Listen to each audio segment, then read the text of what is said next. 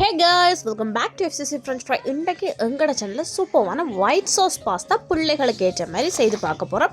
If you like, let me start. இந்த video உங்களுக்கு பிடிச்சிருந்தா மறக்காம லைக் பண்ணுங்க, அதோட சப்ஸ்கிரைப் பண்ண மறக்காதீங்க. அதுக்கு நான் 250 கிராம் போன்லெஸ் சிக்கன் எடுத்துருக்கிறேன், சிக்கன் பிரஸ்ட் பீஸ். அதுக்கு 1/4 டீஸ்பூன் மஞ்சள் தூள், 1/2 டீஸ்பூன் உப்பு, 3/4 டீஸ்பூனுக்கு சிக்கன் கறி மசாலா, 4 மேசக்கரண்டிக்கு கார்ன்ஃப்ளவர். இது வந்து கொஞ்சம் ஒரு டைட்னஸ் கொடுக்கும். அதோட ஒரு முட்டையை உடைச்சு ஊற்றி நல்லா மிக்ஸ் பண்ணிவிட்டு ஒரு 10 நிமிஷம் நாங்கள் ஊற விட்டோம்னா காணும்.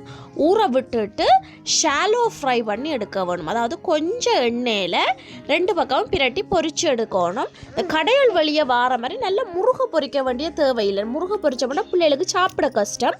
கொஞ்சம் ஜூஸியாக பொரிச்செடுக்கணும். அதுக்கு பிறகு பேன் சூடானோன்னா 2 மேசக்கரண்டி பட்டர், அதோட ஒரு ஹோல் உள்ளிப்பூடு எடுத்து சின்ன சின்னதாக வெட்டி வச்சிருக்கிறேன். அதையும் சேர்த்துட்டு ஒரு சின்ன வெங்காயம் அதையும் சேர்த்துட்டு, இது கலர் மாற நல்லா வறுக்கக்கூடாது.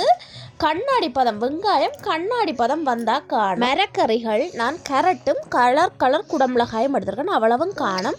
அதை சேர்த்துட்டு இப்போ மரக்கறிக்கு அளவாக மட்டும் நான் உப்பு சேர்க்கிறேன். அதோட சில்லி ஃப்ளேக்ஸ் 1/2 டீஸ்பூனுக்கு சேர்க்கிறேன். இது காரம் கொஞ்சம் குறைவு. கடையில் வேறு மாதிரி இந்த மரக்கறிகள் க்ரன்ச்சியாக இருக்க வேண்டிய அவசியம் இல்லை. குழந்தைகளுக்கு கொடுக்குறபடியா 1/4 கப் தண்ணி ஊற்றி அவிய விட்டிங்கன்னு சொன்னால் கொஞ்சம் சாஃப்ட் ஆகிடும். அதாவது பாஸ்தாண்ட கன்சிஸ்டன்சிக்கே இருக்கும். நான் 1 கப் அளவு ஒயிட் சாஸ் க்ரீம் எடுத்துருக்கிறேன். இது வீட்டில் செய்கிறதும் ஈஸி தான். அதை நான் ஒரு சின்ன வீடியோவை நான் அடுத்தடுத்து போடுறேன். 1 கப் அளவு அந்த க்ரீம் சேர்த்துருக்கிறேன். நல்ல தண்ணியாக இருக்கணும் இந்த சாஸ். ஏனெண்டா நாங்கள் அவிச்சு வச்ச 1 கப் பாஸ்தாவை சேர்க்கும் போது இந்த சாஸ் இறுகிடும். அதால் கொஞ்சம் தண்ணியாக இருந்தால் நல்லா. நான் ஜூஸியாக பொரித்து வச்ச சிக்கனை இதில் ஒரு கொஞ்சம் சேர்க்கிறேன்.